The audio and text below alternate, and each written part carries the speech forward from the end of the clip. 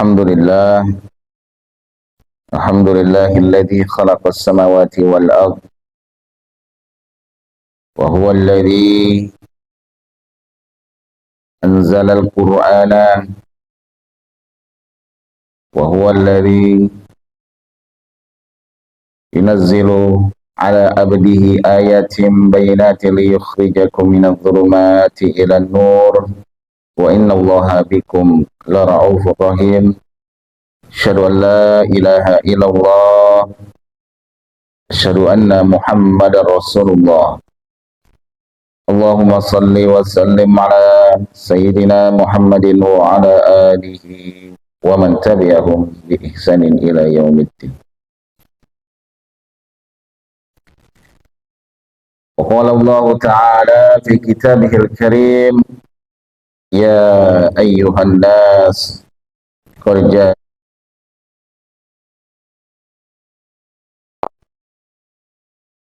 wa shifaa'un lima fi sudur wa huda wa rahmatun lil mu'minin. Qul bi fadlillahi bi rahmatihi wa bidzalika falyafrahu wa khairum mimma yajma'un. Wahai manusia, qad ja'atkum mau'izatun min rabbikum, telah datang kepada kalian mau'izah, nasihat dari Tuhan kalian. Wa shifaa'un lima fis sudur, itulah Al-Quran yang menjadi syifa, menjadi obat apa yang ada di dalam hatimu. Wa huda, menjadi petunjuk. Wa rahmatul lil mu'minin, dan menjadi rahmat bagi orang-orang yang beriman. Qul bi fadlillahi bi rahmatihi, maka katakanlah dengan karunia Allah dan rahmatnya. Wa bidzalika yafrahu, dengannya engkau kemudian bergembira. Wa khairum mimma yajma'un, sesungguhnya Al-Quran itu lebih baik daripada yang engkau kumpul-kumpulkan. Alhamdulillah, kita di Masjid Baitur Rahim menyelenggarakan program baru One Day One Juz. Ini bukan sembarangan program, karena bisa dihitung dengan jari masjid yang bisa mengadakan program seperti ini di Indonesia, setahu saya. Karena sangat sulit, dan paling sulit itu adalah untuk baca Quran. Bukan sulit capeknya, malesnya. Bukan sulit karena sulit bacanya, tapi karena malesnya. Jadi kalau ada masjid yang sudah mulai dia membaca Al-Quran, insya Allah Allah bukakan nanti pintu-pintu rahmat dari langit dan bumi, insya Allah. Dan kata Allah juga mengatakan, Quran ini yang kita baca adalah mau'izah, nasihat, mau'izatum min rabbikum. Maka siapa yang dia membaca Al-Quran 2 lembar ya, satu hari itu, satu kali waktu itu cukup banyak, 4 halaman, maka satu hari 5 kali, maka menjadi 1 juz 20 halaman. Kalau setiap hari aja kita sholat 5 waktu selama 1 bulan, kemudian menghatamkan Al-Quran dengan bacaan tadi, Masya Allah, itu berlipat-lipat dia punya pahalanya. Tapi yang lebih penting lagi, Quran itu adalah mau'izah, dia nasihat buat kita. Seperti anak yang dinasehati orang tua, bagaimana Allah menasehati manusia lewat Al-Quran. Anak yang dinasehati orang tua dan mendengarkannya, insya Allah dia akan jadi anak baik. Betul nggak, Pak? Begitu pula dengan kita, manusia yang dinasehati Allah, kita dengarkan setiap nasihatnya, akan menjadi abdi-abdi yang soleh, abdi-abdi yang baik. Tapi bukan sekedar itu saja, Allah juga mengatakan wa shifaa'un lima fis sudur. Quran ini menjadi syifa, menjadi obat apa yang ada di dalam hati kita. Karena penyakit yang paling sulit disembuhkan itu bukan penyakit zahir, tapi penyakit hati. Dengki, ghibah, ijlun, terburu-buru, iri, sombong, dan sebagainya. Itu obatnya sulit dan belum dijual di apotek terdekat. Belum ada tuh apotek yang jual obat sombong kan? Obat iri dengki ada? Tidak ada. Tapi Allah mengatakan Al-Quran ini syifa ulima fis sudur. Ini obat apa yang ada dalam hatinya. Artinya bahwa orang yang dia membaca Al-Quran tiap hari itu mengurangi penyakit-penyakit di dalam hatinya. Penyakit akan cinta dunia, penyakit ujub, penyakit sum'ah, penyakit riya, dan sebagainya. Masya Allah. Udah dinasehati, hatinya dibersihkan sama Allah. Wa huda wa rahmatul lil mu'minin. Ini juga adalah petunjuk, ini juga rahmat bagi orang-orang beriman. Dan perlu digarisbawahi, lil mu'minin. Mohon maaf, ini khusus untuk orang-orang beriman. Jadi apa yang kita kerjakan seperti ini memang tidak banyak, karena Allah juga membuat limited. Ini khusus untuk orang-orang beriman. Yang nggak beriman nggak apa-apa, nggak ikut. Gitu kira-kira kata Allah. Mudah-mudahan kita termasuk orang-orang yang mendapatkan manfaat dari Al-Quran. Dan ayat selanjutnya Allah mengatakan kul bi fadlillahi bi rahmati. Dengan karunia Allah ini, fabidzalika falyafrahu, maka engkau berbahagialah. Bahagia Pak ketika baca Quran, menghafal Quran, ya bahagia. Falyafrahu, kata Allah. Disuruh kita bergembira dengan Al-Quran, jangan sedih. Ya, jangan khawatir. Kalau kita baca Quran belum bisa, nggak apa-apa, datang aja. Falyafrahu, bahagia. Kenapa? Kata Allah, wa khairum mimma yajma'un. Quran ini lebih baik daripada apa yang kau kumpul-kumpulkan. Kenapa? Apa yang kita kumpulkan tidak akan kita bawa mati dan tidak akan bermanfaat di akhirat. Betul? Kalau apa yang kumpulkan, uang, nggak ada gunanya itu di hadapan Al-Quran. Kumpulkan harta, tidak ada gunanya di hadapan Al-Quran. Karena Allah mengatakan, wa khairum mimma yajma'un. Ini Quran lebih baik daripada yang kau kumpul-kumpulkan. Satu ayat Al-Quran itu kalau memberikan syafaat kepada Allah, harta kita justru dihisap dan memberatkan kita. Betul?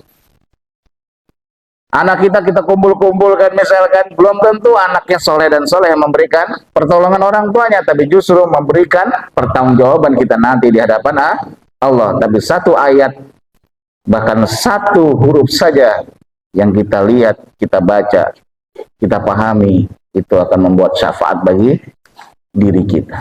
Masya Allah. Semoga program ini berlanjut terus sampai kita, anak-anak kita tuh yang di belakang akan meneruskan program ini. Itu cita-cita kita ya kan, langgeng selama-lamanya. Amin amin ya rabbal alamin. Dan semua kita ya yang menginisiasi maupun yang ikut di dalamnya mendapatkan rahmat dari Al-Quran. Hari ini judulnya sangat seksi, disukai oleh semua laki-laki. Judulnya adalah cara mudah menambah istri. Cocok nggak kira-kira? Hah? Cocok ya? Cara mudah menambah istri. Berarti nggak berani. Hah? Nggak berani. Kira-kira viral ini. Dengar judulnya langsung ya kan komentar ya. Tanpa kita tahu apaan tuh istri kan gitu. Wah langsung poligami. Sebenarnya setiap orang itu harus punya istri. Makanya haram kalau nggak punya istri, pasangan. Istri-istri. Dan nggak akan masuk surga orang yang nggak punya istri.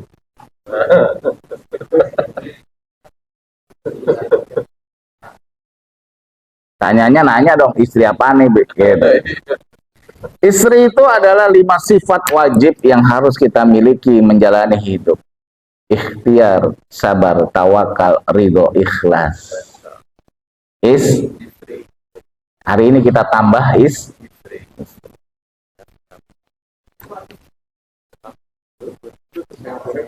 Udah kemana-mana pala gitu ya. Siap? Orang yang tidak punya istri tidak akan bahagia, tidak akan masuk surga. Oleh sebab itu perlu ditambah istrinya. Yang sekarang ada dalam diri kita, ada sudah istri itu. Semua sifat tadi ada, cuman kadarnya kadang masih rendah, kadang hilang. Oleh sebab itu bagaimana caranya supaya istri ini terus bertambah dan makin mantap mengantarkan kita kepada kebahagiaan. Dulu bujang sama beristri enak mana? Beristri kan? Beristri. Memang seperti itu sudah. Sudah demikian dia punya fitrahnya. Ya, oleh sebab itu supaya ingat terus maka judulnya adalah istri. Ini 5 sifat yang harus dimiliki seorang manusia. Apalagi seorang istri harus punya istri. Maka jadilah istri yang terbaik. Pertama kita bahas. Pokoknya orang nggak bakal bahagia deh kalau nggak punya 5 ini deh. Jadi kalau mau bahagia harus 5 ini dia ada. Yang pertama adalah ikhtiar. Apa itu ikhtiar? Ikhtiar itu usaha. Khotaro, ikhtaro. Ya, tapi dalam Quran dia kalimat ini tidak digunakan. Ini kalimat ajam manusia. Tapi kalau dalam bahasa Al-Qur'annya ada beberapa kata-kata yang menjelaskan tentang orang yang berusaha atau beramal. Salah satunya amal. Ya kan? Maka Allah berkata dalam surat At-Taubah, "I'malu." Maka berusahalah engkau, bekerjalah engkau. Fasayarallahu ma'alukum wa rasuluh. Maka Allah akan melihat dan Rasul melihat apa yang kau kerjakan. Jadi nggak boleh orang Islam itu menganggur. Itu bid'ah dolalah. Karena tidak ada Rasul mengajarkan dan para sahabat mengajarkan untuk menganggur. Tidak boleh, apalagi laki-laki. Dia punya tanggungan untuk menafkahi keluarganya, apapun harus dilakukannya. Makanya Allah mengatakan dalam surat At-Taubah, "I'malu fasayarallahu 'amalukum wa rasuluh." Kamu berbuatlah, kamu beramallah, bekerjalah, karena Allah dan Rasul melihat apa yang kamu kerjakan. Jadi semua pekerjaan kita itu disaksikan oleh Allah dan Rasul. Ini apa namanya? Bang Asep dia jualan ban, disaksikan sama Allah, curang apa kagak, nilep apa kagak. Pak Ipung yang tukang cetak juga diperhatikan seperti itu, suka suap apa enggak sama pejabat, Mas Satpol PP sama apa segala macam, disaksikan sama Allah dan Rasul. Yang jadi guru sering terlambat apa kagak, makan gaji buta apa kagak. Jadi Allah menyaksikan dan Rasul juga menyaksikan bahwa kita ini bekerja dengan baik atau tidak, korupsi atau tidak. Masya Allah. Ya. Lalu kemudian kalau kita ikhtiar, usaha apa yang paling hebat? Maka Allah mengatakan, "Ya Yuhannas, innaka kadihun ila rabbika kadahan famulaqih." Wahai manusia, innaka kadihun. Kalimatnya beda lagi, bukan amal, tapi sudah mulai kadihun. Kadihun ila rabbika kadahan famulaqih. Bekerja keraslah engkau untuk berjumpa kepadaku, kata Allah. Tidak suruh Allah bekerja keras untuk dunia, tapi Allah suruh kerja keras. Kata kadihun itu bekerja, Pak, itu sampai lelah. Beda dengan amal. Amal itu mengerjakan saja. Tapi kalau kadihun itu adalah bekerja keras sampai lelah. Pernah kita bekerja sampai lelah? Lah, pernah enggak? Sering ya? Tapi untuk siapa? Untuk Allah apa untuk dunia? Pernah nggak kita pingsan gara-gara sholat? Sakit kuning gara-gara ngaji? Tipes gara-gara ngaji? Kagak. Yang banyak kita tipes gara-gara kerja. Betul nggak? Tapi perintah Allah, innaka kadihun ila rabbika kadahan famulaki. Engkau itu kerja keras kepada aku, kepada dunia, tenang saja dunia itu. Usaha kita yang lebih keras itu hanya kepada Allah. Nah, ikhtiar itu jangan dibolak-balik. Tapi memang setiap manusia, setiap orang beriman harus punya yang namanya usaha ikhtiar. Kenapa? Supaya membedakan dengan orang-orang kafir. Orang kafir itu aja kan kerjanya luar biasa. Tapi kata Allah di dalam beberapa surat di Al-Baqarah misalkan ada kalimat amani. Amani itu adalah orang yang cuman berangan-angan saja. Syaiton itu adalah uminiyahum, membuat engkau berangan-angan terhadap sesuatu. Pengen sesuatu cuman hanya berangan-angan, bengong ya kan, duduk di depan rumah ngopi makan singkong. Enak banget ini punya mobil ya. Jalan-jalan. Itu setan. Setan tuh ngajak kita untuk berhayal. Tapi kalau orang beriman mau punya apa saja, ya kan? Usaha. Ikhtiar. Jangan diam, nggak boleh. Jangan lari ke masjid. Masa mau usaha, mau dapat ini lari ke masjid, ya kan? Kejar, gentle, tenang saja. Karena setelah ikhtiar, kemudian ada kalimat sabar. Di dalam kita berusaha kepada Allah, wajib untuk sabar. Terkadang ada yang nggak sabar. Usaha nggak sabar itu maksudnya akhirnya dia mau misalkan cita-cita punya rumah, Allah akan kasih ke rumah cita-cita. Cuman dia baru punya duit 100.000, 200.000, ya kan, berapa juta, udah nggak sabar. Ah, ini kapan kebangun rumah ini caranya? Akhirnya gue ke Ki Asep dah. Minta yang namanya jimat, wapak, dan sebagainya. Itu kan orang nggak sabar. Orang kedukun itu kenapa kok dia dosa besar? Karena sebenarnya dia tidak sabar kepada Allah, tidak sabar terhadap takdir Allah. Ini sakit banget ini, ya kan? Ini kenapa? Kedukun dia. Kedukun itu apa? Itu adalah di balik kalimat kedukun itu adalah tidak sabar. Maka karena dia tidak sabar, dia pergi ke dukun. Karena tidak sabar, dia ikut judol. Minjem duit, ya kan, ikut judol. Judol 2 juta, dia nabung 2 juta di judol. Pertama-tama dapat 10 juta, habis itu ya kan, habis duitnya ngutang lagi. Inilah yang terjadi kemudian. Jadi ketidaksabaran itu akhirnya membuat semuanya ambiar. Maka di dalam ikhtiar itu penting adanya kata sabar. Apapun tujuan kita, selama itu dibolehkan oleh Allah, insya Allah itu pasti dikabulkan sama Allah, asalkan sabar. Dan Rasulullah mengatakan bahwa sabar itu ada 4. Pertama, sabar untuk mengerjakan kewajiban kita kepada Allah, alias ibadah. Dikatakan orang itu sabar kalau dia sabar dalam rangka melaksanakan kewajiban kepada Allah. Bang Asep pulang dari luar kota, capeknya luar biasa, belum sholat isya, ya kan? Maka dia harus sabar, maunya langsung tidur, karena capek bener luar biasa, ya kan? Tapi dia mandi, kemudian dia ambil wudhu dan sholat isya. Mau itu khusyuk nggak khusyuk, mau itu nguap nggak nguap, tetap harus lakukan, namanya sholat, dan harus sabar di situ. Puasa, bulan puasa nih, kalau puasa-puasa lain boleh aja.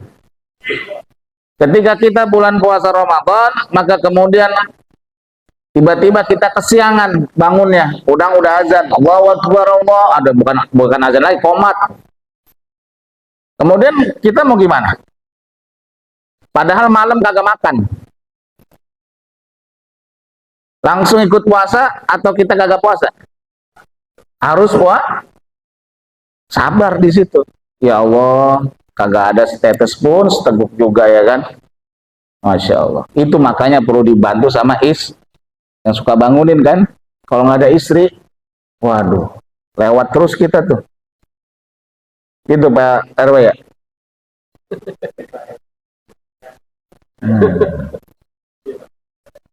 Kalau nggak ada istri lewat mulu itu sahur, maka Bang Wen, ya Allah, istri kita baik banget itu, berkah banget buat kita. Makanya yang jomblo-jomblo kesiangan mulu bangun ya kan. Ini ngapa jadi paham sih ini?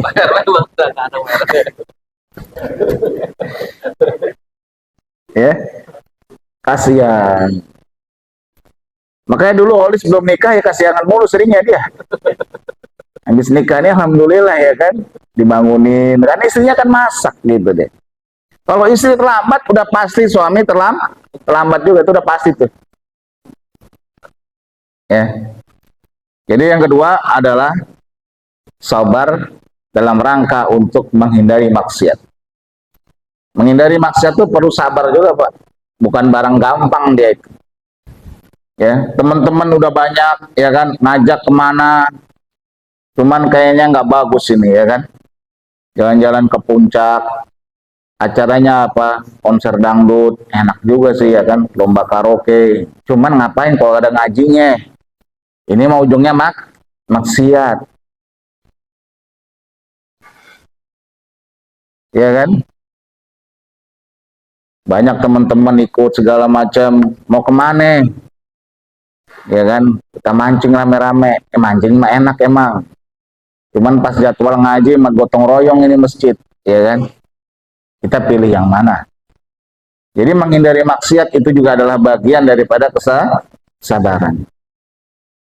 Yang ketiga, fasbir ala ma yaqulun. Sabarlah terhadap perkataan orang lain. Karena orang lain itu kadang suka mengucapkan kalimat yang membuat kita kesal. Betul?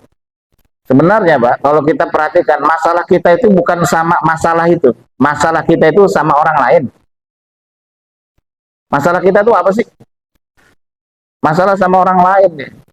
Masalah dengan orang lain itu lebih bermasalah dibandingkan dengan benda. Betul ya? Capek ngurusin masalah sama orang lain, maka fasbir ala ma yaqulun, kata Allah dalam Al-Qur'an. Sabarlah terhadap perkataan orang lain. Yang keempat, fasbir ala ma asabak. Sabarlah terhadap apa yang menimpa kamu, musibah. Ada musibah harus sabar. Dan sabar ini kalau kita perhatikan di dalam Al-Qur'an, kehebatan orang-orang sabar ini Allah terang-terangan mengatakan bahwa mungkin selama ini kita mengatakan bahwa Allah itu bersalawat hanya kepada Nabi dan Rasul saja. Tapi ternyata juga dalam surat Al-Baqarah Allah bersalawat buat orang-orang yang sabar. Alladzina idza asabathum musibah qalu inna lillahi wa inna ilaihi raji'un. Ulaika alaihim salawatun min rabbihim wa rahmah. Tuh ayatnya. Mereka lah orang-orang yang mendapatkan salawat dari Allah dan rahmatnya. Karena sabar itu berat, Pak. Bahkan kita sebagai orang beriman itu disuruh mencontoh kesabarannya siapa? Ada yang tahu? Hah? Nabi siapa? Oh, Nabi yang sakit. Ya. Kita disuruh untuk mencontoh sabarnya para ulul azmi. Fasbir kama sabar ulul azmi minar rasul. Surat Al-Ahqaf ayat terakhir Allah mengatakan fasbir kama sabar ulul azmi minar rasul. Kamu bersabarlah seperti sabarnya para ulul azmi. Ulul azmi itu siapa, Pak? Ada yang tahu? Kuis. Dapat sabun dah sekilo. Ulul azmi. Ada berapa nabi Pak Adik ulul azmi? Banyak amat, 25 ulul azmi. Kemarin calon di gubernur 4 aja apal calonnya, pasangannya. Ini ulul azmi kagak dikenal. Semua calon kenal, di Jakarta siapa, di Jawa Barat siapa, di sono siapa. Ini ulul azmi kagak kenal. Batal itu KTP. Ulul azmi siapa Bang Asep? Waduh. Di depan sini baca Quran, mimpin baca Quran, ulul azmi kagak tahu.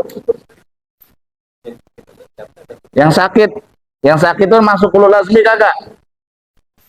Hah? Enggak, bayangin sakit bertahun-tahun Nabi Ayub itu saja tidak termasuk dalam ulul azmi. Berarti kesabarannya melebihi Nabi Ayub. Masya Allah. Nabi dari paling bawah Nabi Nuh. Sabarnya luar biasa. Kalau kita misalkan dakwah, orang nggak datang biasa Pak Ipung. Nabi Nuh itu, dalam surat Nuh itu sendiri ya kan, udah nutup kuping, ya kan, malah kabur di dakwahi. Jadi udah paling enak Pak Ipung dakwah tuh di sini. Kagak ada yang nutup kuping dan kabur. Illa firoro. Ini didakwahi malah kabur. Kagak mau. Istri dan anaknya meninggalkan dirinya. Setiap hari dibully sama orang kampung, dikatain sama orang kampung, orang gila ini Nabi Nuh. Kenapa? Buat kapal di gunung. Bayangkan Pak Ipung di Guci buat kapal. Mau ngapa Pak Ipung? Ini nanti banjir kata Pak Ipung. Lah kita kan omahnya tinggi kata dia. Rumah di gunung ngapain takut untuk kena banjir? Betul nggak? Dengan orang gila nggak Pak Ipung kalau buat kapal di Guci rumah dia itu? Dikatain ya kan? Dan setiap hari Nabi Nuh dibully seperti itu. Sabar nggak dia? Sabar. Nabi Ibrahim. Nabi Ibrahim ujiannya udahlah. Itu memang levelnya udah benar-benar luar biasa. Kemudian Nabi Nuh udah. Nuh, Ibrahim, Musa. Nabi Musa ini Nabi paling banyak punya musuh dan kalibernya itu istilahnya yang musuh-musuh gede. Firaun, Haman, Korun, Samiri. Ini sejaman dengan Nabi Musa dan itu semua antek-anteknya Firaun. Ya, jadi kalau Firaun itu ya kalau dalam bahasa sekarang teknokrat, para pejabat. Kalau Korun konglomeratnya, oligarkinya. Haman ya teknokratnya. Oh, Pak Adik tuh teknokrat deh. Di BRIN. Ya kan? Jadi ada yang namanya istilah pejabat, konglomerat, teknokrat, satu lagi samiri. Ini ulama-ulama su. Ya kita katakan sebagai keparat aja. Jadi cocok 4 tuh ya kan? Pejabat, konglomerat, teknokrat, keparat. Ini memang yang membuat makar kepada masyarakat. Ya keparat lah. Ya. Nabi Musa, kemudian Nabi Isa. Nabi Isa juga luar biasa. Sejak kecil, sejak kandungan sudah dihina. Ibunya sendiri Maryam dihina. Mau dibunuh setiap hari. Nabi yang paling miskin. Nabi yang makan aja susah. Ya. Bahkan salah satunya di akhirnya dituhankan oleh umatnya. Dia harus sabar dengan itu. Dan terakhir Nabi Muhammad. Itu ulul azmi. Nah kita disuruh sabar seperti sabarnya ulul azmi. Tapi jangan salah, orang yang sabar dia mendapat salawat dari Allah. Yang kedua, orang yang sabar itu nanti malaikat semuanya itu akan berkumpul di depan pintu surga untuk mengantarkannya. Dan ini secara eksplisit dikatakan di dalam Al-Quran. Apa kata Allah di dalam surat Ar-Ra'd itu? Fasbir. Salamun alaikum bima sabartum. Jadi dikatakan pada saat itu malaikat itu berjajar di pintu surga, kemudian orang sabar ini lewat. Lalu dikatakan sama seluruh malaikat, Salamun alaikum bima sabartum. Selamatlah engkau masuk surga dikarenakan kesabaranmu. Orang sabar itu, Pak, selama dia berjalan terus kepada Allah, ya, insya Allah itu jaminannya surga. Di ayat lain banyak, ya kan? Tapi itu kan karena kita membahas sedikit tentang istri saja, paling nggak kita tahu istilahnya ikhtiar, kemudian sabar. Bahwa dalam ikhtiar harus sabar. Setelah sabar, kemudian tawakal ala Allah. Apa itu tawakal? Tawakal adalah menyerahkan segala keputusan itu kepada Allah. Sudah usaha, sudah sabar, maka serahkan semuanya itu kepada Allah. Kalau kita usaha misalkan jual ban gitu kan, maka jual ban ribet banget nih. Kenapa? Ya kan, yang beli mau minta ini, bannya harus bentuknya begini, ya kan? Bahannya harus ini, bukan karet, tapi karet sintetis, campurannya plastik. Ada apa lagi campurannya, ya kan, harus ini segala macam. Oh, itu sabar, nih ribet banget orang mau beli, tapi sabar. Udah ikhtiar, kemudian sabar. Sudah diserahkan semuanya, ya kan, proposalnya segala macam, tinggal tunggu kita tawakal kepada Allah. Ajaibnya ketika kita bertawakal kepada Allah, wa may yatawakkal 'alallahi fahuwa hasbuh. Barang siapa bertawakal kepada Allah, Allah cukupkan segala kebutuhannya. Allah cukupkan segala kebutuhannya. Maka perlu tawakal. Jadi tawakal itu bukan datang dari orang yang dia pasrah. Dia datang dari ikhtiar, dia datang dari sabar, baru dia bertawakal. Kalau belum ya saya mah tawakal aja lah. Lagi ujian misalkan, ya kan? Ya Allah, ini soal susah banget nih, tawakal ya Allah. Tawakal. Ya. Jawab seadanya. Tawakal itu bukan tawakal, karena belum ikhtiar dia untuk dia belajar, dan di dalam belajar dia tidak menghadapi cobaan sabar. Baru dia tawakal. Jadi tawakal itu akan melewati dua dulu, yaitu ikhtiar dan sabar. Barang siapa yang bertawakal, kata Allah, akan kupenuhi segala kebutuhanmu. Maka penting untuk bertawakal. Serahkan hasilnya itu hanya kepada Allah. Setelah bertawakal, keluar hasilnya. Hasilnya misalkan tidak diterima. Maka apa yang harus kita lakukan? Ridho. Ada itu jembatan-jembatan mental kita untuk sampai kepada kebahagiaan. Ridho. Sudah ditetapkan, ya kan? Ya Allah, nggak bisa. Dulu saya ikut ujian masuk kuliah di Bandung. Karena hobinya masak, ikutnya dulu itu sekolahannya NHI namanya, sekolah masak di Bandung. Mau jadi chef gitu. Ya kan? Ujian 3 hari di sana. Ujiannya ada bahasa Inggris segala macam. Memang dia sekolah bagus itu. Udah duit ngutang sama temen ke Bandung, ya kan, hidup di Bandung itu tinggalnya sama temen juga, saudaranya temen bahkan, jadi saudaranya temen. Karena kalau untuk nyawa hotel kita nggak punya duit, ujian 3 hari di sana.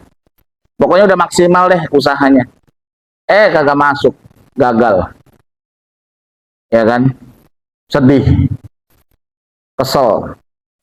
Itu orang-orang yang tidak tawakal. Dia sudah berikhtiar, dia sudah usaha, dia sabar menjalaninya 3 hari, tapi kurang tawakal. Dia nggak mau serahkan urusan itu kepada Allah. Sudah tawakal saja. Ya, tapi juga nggak bisa langsung orang tawakal kan, sebelum dia ikhtiar dan sabar. Setelah tawakal baru dia ridho. Ridho itu apa? Ridho itu bahagia, menerima dengan sukacita. Dan inilah orang-orang ridho yang Allah masukkan dari bagian para abdi-abdi yang baik hati yang dimasukkan ke dalam surga. Ya ayyatuhan nafsul mutmainnah, irji'i ila rabbiki radiyatan mardiyah. Radiyatan mardiyah itu apa? Dia ridho pada Allah, Allah ridho pada dirinya. Ridho itu apa? Bahagia, senang, tidak protes. Kalau Allah tetapkan begini istriku, bahagia. Allah tetapkan demikian takdirnya, ya kan, bahagia. Allah tetapkan bagaimana anak kita seperti ini, bahagia, menerima, itu namanya ridho. Seperti Allah juga ridho dengan diri kita. Nggak banyak yang namanya keluh kesah, protes, dan syakwa sangka. Nah, banyak orang itu tidak ridho kepada Allah, dengan keputusan Allah, dengan takdir dari Allah. Nah, pada saat kita tidak ikhlas, tidak ridho, tidak bahagia, dan tidak menerima itu, maka sebenarnya kita dalam keadaan yang kesulitan pasti. Hidup kita tidak akan pernah bahagia. Kenapa? Karena selalu kita dalam keadaan yang tidak senang, tidak suka dengan keputusan Allah. Maka ridolah. Radiyatan mardiyah. Orang yang ridho dengan keputusan Allah, maka saya ridho-ridho aja, badan saya segini mah ridho aja. Ridho aja dengan hidung kita yang cuma 5 cm, ridho nggak? Hah? Kulit kita yang agak hitam gosong gini, ridho nggak? Ridho aja. Walaupun ridho kalah ya.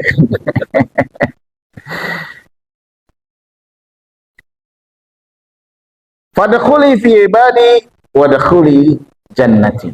Masuklah engkau ke dalam golongan abdi-abdiku, para nabi, para syuhada, orang-orang soleh, dan orang-orang yang baik. Abdiku, kata Allah. Fadkhuli jannati. Masuklah ke dalam surga. Siapa itu? Orang yang ridho. Jadi orang sabar dimasukkan ke dalam surga. Orang ridho dimasukkan ke dalam surga. Yang terakhir, ikhlas. Siapa yang nggak ikhlas? Ini yang paling berat, ikhlas. Karena nggak akan disebut-sebut namanya, akan dilupakan orang. Tapi ikhlas nggak? Ya kan?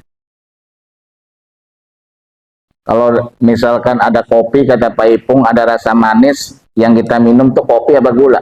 Orang nyebutnya. Kopinya, gulanya kagak kesebut. Betul. Jadi kita buat program seperti ini, sudah buat habis buat masjid, ikhlas, nggak disebut. Mau nggak? Hah? Nggak apa-apa, lu belum buat apa-apa kali ya. Nggak disebut, ya kan? Yang terhormat Pak DKM, Pak Ipung gitu kan. Wah, nama gua nggak disebut nih. Itu sama seperti gula masuk ke dalam kopi. Ya kan? Udah naik haji nggak disebut haji. Ada yang ganjel itu. Kenapa kok nggak disebut haji ya? Nah. Ikhlas. Wa ma umiru illa liya'budullaha mukhlishina lahuddina hunafa. Kamu beribadahlah dengan ikhlas. Seperti surat Al-Ikhlas. Surat Al-Ikhlas mengajarkan tentang ikhlas. Maka di dalam surat itu tidak ada kata-kata ikhlas. Ada nggak kata ikhlas? Adalah. Di mananya? Qul huwallah, Allah lam yalid wa lam yakul lahu. Di mana ada ikhlasnya? Tidak ada. Tapi disebutkan itu surat pun demikian dengan surat Al-Fatihah. Ada nggak kata Al-Fatihahnya? Tidak ada juga. Belajar dari surat Al-Ikhlas, kita juga harus dan ini yang paling berat buat manusia, karena namanya nggak akan disebut. Semua kita kan nyari untuk disebut, dipandang, dilihat oleh manusia, dan itu mahal, viral. Viral itu kan supaya disebutkan. Kalau Bang Asep misalkan mau buat nanti, misalkan buat toko sayur yang viral, kan viral itu kan harus dilihat. Maka dia mungkin akan menyajikan sayurnya yang bagus-bagus, pun SPG-nya yang cantik-cantik. Belum ada kan? Toko sayur SPG yang cantik-cantik gitu. Akhirnya viral, ya kan? Viral. Viral itu kan untuk dilihat. Tapi cost-nya, biayanya sebenarnya kalau orang tahu, ya kan, buka warung dengan bayar SPG 5 juta sebulan, dengan pemasukannya sama kagak? Habis. Tapi karena viral. Viral itu supaya dilihat, Pak. Mahal, ongkos untuk dilihat itu mahal. Macam-macam orang kelakuannya untuk dilihat sama orang lain, mahal. Maka siapa yang dia berbuat karena ingin dilihat orang lain, yang nggak ikhlas, namanya ria. Kalau dia berbuat supaya didengar, namanya dia, namanya sum'ah. Kalau dia ingin supaya dia terlihat hebat dari orang lain, namanya ujub. Ini sama aja semuanya, ria, sum'ah, ujub, ini sama. Dia pengen dilebihkan dari orang lain. Pada akhirnya sifat itu namanya takabur. Ingat ya, kalau dia pengen dilihat namanya ria. Dari akar katanya ro'a. Ro'a itu melihat. Sum'ah itu dari kata sami'ah. Dia pengen didengar. Jadi kalau dalam meeting dia pengen didengar terus, namanya sum'ah, supaya kelihatan hebat. Ada gitu nggak dalam meeting? Meeting kantor. Kalau meeting DKM mah diem semua. Tapi udah dibuat keputusan baru protes. Biasanya begitu, nggak tahu kalau di sini. Sini enggak. Kalau meeting DKM aja dia pada iya. Begitu udah diputusin baru pada protes. Cuma begitu, ini begitu. Ya elah, gue bilang. Mana aja lo diajak meeting diam baik. Begitu udah diputusin baru protes. Nah itu nggak gentle, nggak boleh ya. Nggak boleh gitu. Kalau dalam meeting saja. Walaupun nggak enak, biarin aja. Yang penting keputusannya nanti kita ikut bersama. Begitu Pak. Kalau dalam meeting itu harus profesional juga. Saya pernah pengalaman kerja sama orang bule ya kan. Kebetulan bos saya dulu di perusahaan orang bule dia. Nah orang bule itu kan beda culture sama kita gitu. Dia kalau dalam meeting itu benar-benar open gitu. Benar-benar istilahnya siap berdebat dan siap apa gitu. Nah orang kebalikan orang Indonesia itu menghindari konflik ya kan. Maka ketika dalam meeting tuh banyak yang diam, ya kan dia bilang ini keputusan, ya oke, well done, it's okay, you just do it. Ya, setelah itu baru ya kan ada segala macam dipertanyakan lagi nih. Kemarin kata dia bilang ya kan, meeting you keep silent, and now you speak. What the hell is Indonesia doing? Dia bilang. Ada apa dengan orang Indonesia? Dia bilang. Di meeting kamu diam. Ketika sudah ada keputusan baru ngomong. Kita belajar dari orang bule itu, jangan jadi orang munafik ya kan. Orang munafik itu diam, tapi kemudian setelah di luar baru bicara, nggak bagus. Speak up ketika kita di dalam meeting. Nah gitu dia. Ya, jadi yang terakhir namanya ikhlas. Ikhlas itu mungkin kita tidak akan terlihat, tapi ingat kita tidak akan dilihat oleh hanya manusia kok. Tapi Allah mengatakan wa kafa billahi syahida. Sungguh Allah menyaksikan apa yang kau lakukan. Jadi kita semua yang kita lakukan ini mungkin tidak ada harganya, tidak dilihat, tidak dinilai oleh manusia, tapi Allah menyaksikannya. Dengan detail, setiap lembar uang yang kita keluarkan, setiap tetes keringat yang kita keluarkan, Allah menghitungnya. Jadi jangan takut. Dan itu ujian bagi orang-orang ikhlas. Dia mungkin tidak akan dikenang, tidak akan dilihat, tidak kelihatan. Tapi insya Allah, Allah menjadi syahidah. Menjadi orang yang menyaksikan kita. Jadi jangan takut di dalam dakwah, di dalam kebaikan. Jangan takut untuk tidak terlihat, tidak tersebut. Dan itu godaan itu. Benar-benar godaan itu. Harus terlihat, harus tersebut memang. Kebanyakan kita. Itulah yang dikatakan istri. Mari kita sama-sama menambah, ditambah ikhtiarnya, ditambah sabarnya, ditambah tawakalnya, ditambah ridhonya, ditambah ikhlasnya. Mudah-mudahan bahagia. Sudah selesai nambah istrinya? Amin. Mudah-mudahan sukses semua menambah istri. Bila taufiq wal hidayah. Wassalamualaikum warahmatullahi wabarakatuh.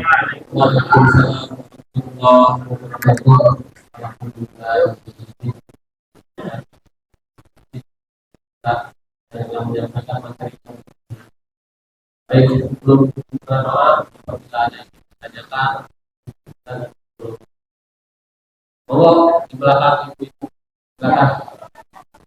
Ya, monggo silakan.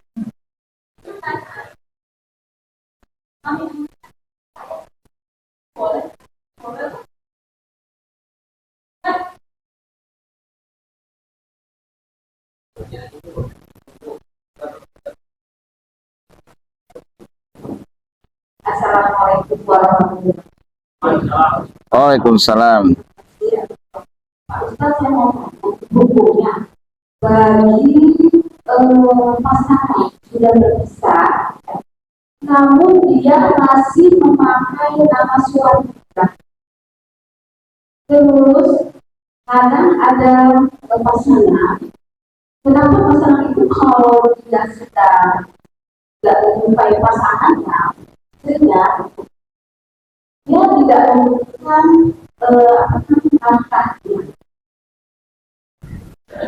Saya perhatikan seperti itu. Ini cerita dari teman-teman saya mengatakan, kenapa sih laki-laki itu kalau sudah tidak suka dengan pasangannya, dia tidak memberikan uangnya, sementara kita harus berbelanja.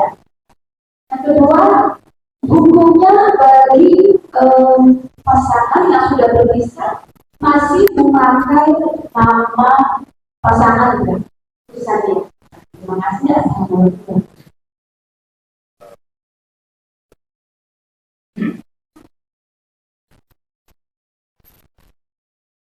Hukumnya apa ya? Udah cerai, tapi dipanggilnya masih misalkan Bu Anton gitu. Yang salah sebenarnya emang culture-nya, budayanya, bahwa kita disebut dengan nama suami kita. Artinya memang maksudnya di Indonesia ini itu budaya patriarki namanya. Patriarki itu lebih kepada dominasi laki-laki. Maka semuanya disebut kita mau ke rumahnya siapa di Lingkar Timur? Rumahnya Pak Ipung, rumahnya Pak Rokib. Karena jarang dikenal namanya, itu di rumahnya Ibu Sutinah gitu. Jarang dikenal kan, kecuali memang dia tinggal sudah dalam keadaan janda, namanya Sutinah. Itu budaya saja, namanya patriarki. Kalau masalah panggilan nggak ada hukumnya, alias ya oke-oke saja. Tapi kalau nggak suka dipanggil Bu Anton misalkan, suaminya namanya Anton, panggil aja nama saya Sutinah gitu. Butina. Diumumkan kalau perlu buat bubur merah putih. Undang saya. Biar saya jelasin. Jadi nggak ada hukumnya. Kemudian kalau misalkan suami lagi marah, nggak memberikan nafkah, itu dosa ya Pak. Jangan. Kalau lagi ngambek sama istri, tetap rezekinya atau duitnya harus jalan. Nggak boleh ditahan-tahan. Mungkin hasrat tertahan. Ya, hasrat tertahan, ya, tapi jangan ditahan-tahan duitnya. Yang hasrat itu nggak keluar, duitnya kudu keluar. Karena kebutuhan terus berjalan. Jadi kalau ibu misalkan ada kasus, misalkan saya kok nggak dikasih duit, ya, mudah-mudahan suaminya menjadi ormas, orang masjid. Nanti belajar akhirnya, bahkan jangankan dalam keadaan marah, ya kan? Dia marah ngasih, apalagi bahagia dikasih terus. Jadi intinya kalau rezeki itu atau nafkah itu adalah wajib buat kita, ya, wajib. Kenapa nggak rukun? Karena ada orang laki-laki misalkan karena keterbatasannya nggak bisa mencari nafkah. Kalau istrinya ridho, itu nggak ada masalah, ya kan? Dia yang mencari nafkah.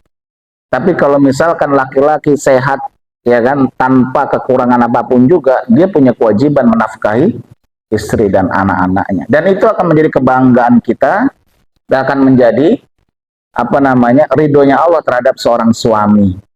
Rijalu qawwamuna 'ala nisa. Setiap laki-laki itu memang diberikan ba'dhum 'ala ba', kelebihan terhadap wanita. Falyanfiqu mimma razaqnakum. Maka engkau nafkahkanlah dia dari apa yang telah Allah berikan. Gitu Bu.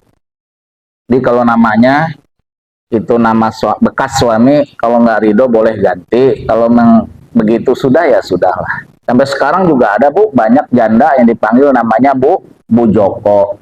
Suaminya sudah meninggal. Gitu dia. Karena dia ridho sama Mas Joko, ya sudah dia bilang ora popo.